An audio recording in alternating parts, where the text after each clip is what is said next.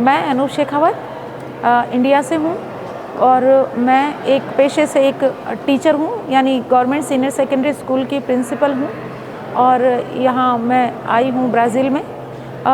Braille के बारे में बात कर रहे थे कि ब्रेल हमारे जीवन में क्या है, ब्लाइंड के जीवन में ब्रेल क्या है, ब्रेल का क्या भविष्य हो सकता है।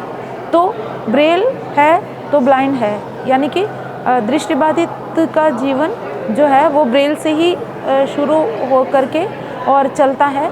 ब्रेल अगर नहीं सीखी है तो ज़िंदगी में कुछ भी संभव नहीं है, क्योंकि जिस तरह एक आम जो इंसान होता है, जो नॉर्मल बंदा होता है, उसके जीवन में पढ़ाई की शुरुआत या किसी भी अक्षर की शुरुआत, देखने की शुरुआत प्रिंट से होती है, तो ब्लाइंड का हर चीज़ की जो अक्षर सीखने की या जो भी है वो ब्रेल से होती है।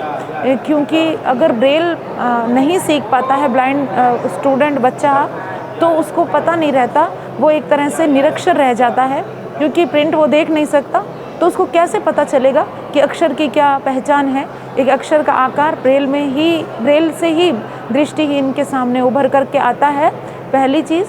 दूसरी चीज़, जीवन के हर मोड़ पर, हर जगह पर, चाहे किसी भी तरह की डिवाइस भी हमें काम में लेनी हो, तब भी ब्रेल ही सबसे पहला कदम है एजुकेशन से, क्योंकि शुरुआत होती है तो वहाँ से लेकर के जब तक वहाँ पहुँचते हैं तब तक वो चीज़ वहीं रहती है।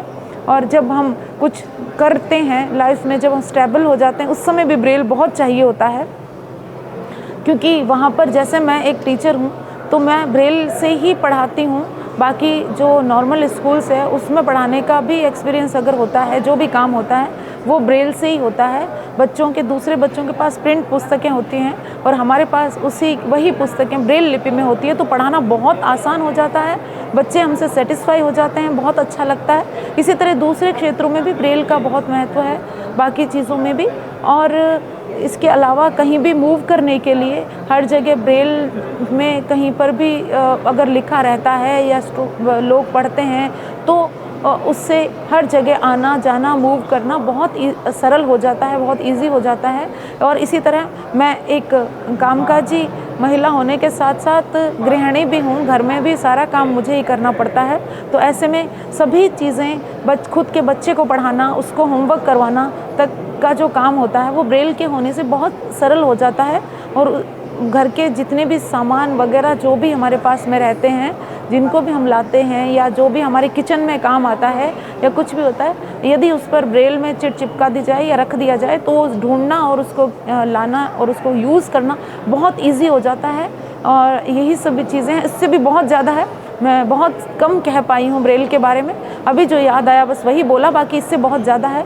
ब्रेल का भविष्य बहुत ही उज्जवल होगा, भले ही चाहे कितने भी टॉकिंग डिवाइसेस आ जाएं, चाहे इलेक्ट्रॉनिक डिवाइसेस आ जाएं, लेकिन ब्रेल जो है वो अपनी जगह जो है वो कभी नहीं खो पाएगी। क्योंकि मैंने जैसा पहले कहा कि जो दृष्टिहीन व्यक्ति है उसके जीवन की शुरुआत ही ब्रेल से होती है, तो वो कैसे भूल सकता है, कैसे उसके इम्पोर्टेंस को भूल सकता है।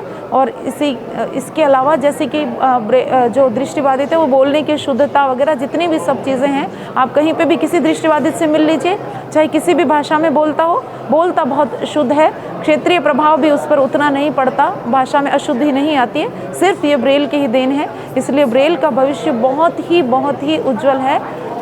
जय हिंद, जय लुई, जय ब्रेल।